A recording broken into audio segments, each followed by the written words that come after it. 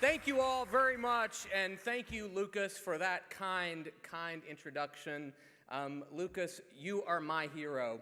I have to tell you all, I first met Lucas through my sister, actually, who's a guidance counselor in a fairly small town in southern Arkansas. And by the way, some of you may have heard me say this before, but everyone in my family, except for me, is an educator. Somehow my career path went badly off track. My sweet southern mom spent her entire career as a school teacher and retired a couple of years ago as a middle school principal. My stepfather just retired as superintendent of schools. And now my own sister is carrying on the family tradition as a counselor. So I know firsthand how important the work is that you do every single day. Each of you, counselors, teachers, coaches, administrators. The role that you play in the lives of young people, especially those seeking acceptance, is so critical. Oftentimes we're in rooms like this where we're talking about policy and politics and administrative rules and changes. But at the end of the day, life for an LGBTQ young person usually revolves around three places: home, school, and if you grew up where I did, church.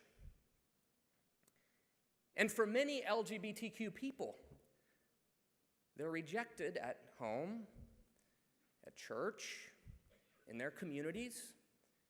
The one place that they're embraced and that they're accepted is when they walk into those school doors. Each and every one of you, you're not just impacting lives, you're not just creating accepting environments for LGBTQ young people. You're actually saving their lives. So thank you. Thank you for that.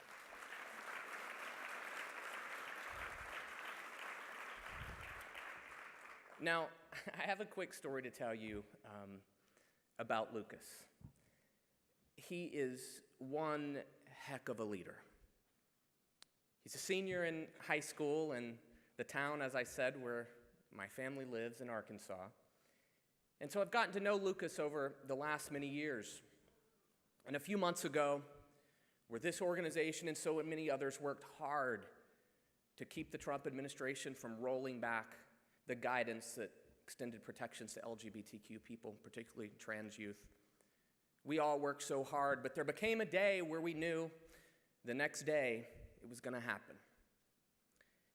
And I was awake all that night thinking about not just the policy impacts, but the message that that was going to send to transgender youth all across this country, from the highest levels of power, from the White House, that these young people don't deserve protections.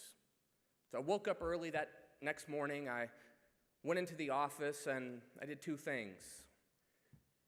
I reached out to my sister and I said, today is the day that you need to reach out to the trans students in your school district. Reach out to them, embrace them, tell them that you were there for him, tell them that you have an open door for them, because they're going to hear some tragic news today.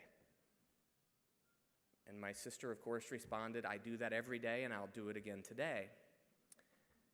The next thing I did is email my friend Lucas and said, hey, Lucas, I want to talk to you this morning. And he emails me back and says, I've got 10 minutes between these two classes. Here's the time you can call me. And I said, that is when I'll call you. I stepped out of a meeting and went into a side office, and I picked up the phone and called Lucas at the agreed upon time. And I said, Lucas, there's going to be some bad news today. And as I'm sort of choking back tears, not wanting Lucas to think I would dare shed a tear, I said, and I want you to know when this news comes out and when this president does what he's about to do today, I want you to know that this organization, that we have your back. And I want you to know we're here for you, and I want you to know that we're going to fight until every single young person in this country is protected and treated equally. And Lucas says, I know you have our backs, but Chad, I just want you to know what I'm about to go do. And he said it with such enthusiasm. I'm like, what? And Lucas says, I'm getting ready to get in a car and head to Little Rock, and I'm going to be lobbying state legislators, telling them my story and telling them why they shouldn't attack me and people like me in the state of Arkansas. Lucas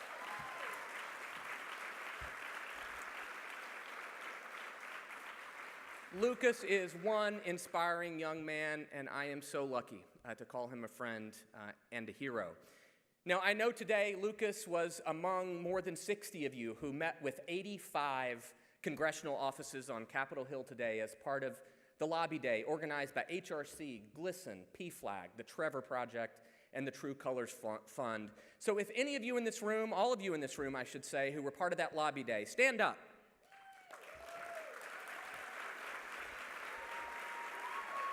Thank you.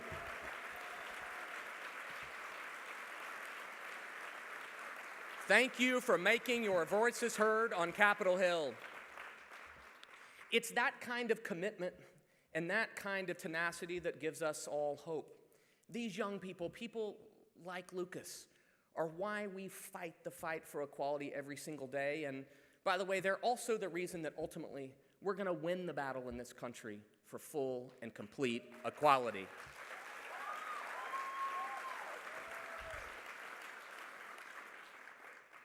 But I don't have to tell you that not every LGBTQ young person is lucky enough to have parents and have educators and teachers who support them. And in the polarized country that we live in today, at a time where there are some politicians who are literally trying to legislate trans people out of existence, it's more important than ever that we elevate all of our stories in order to change hearts and change minds and to dispel all the myths and the lies. And the person that we're honoring next tonight is using her platform in one incredible way to do just that. Katie Couric is a trailblazer and a truth teller. And her new groundbreaking documentary, Gender Revolution, has helped to advance understanding of the LGBTQ community, especially transgender youth, by bringing these stories into countless homes in this country and now to millions around the world.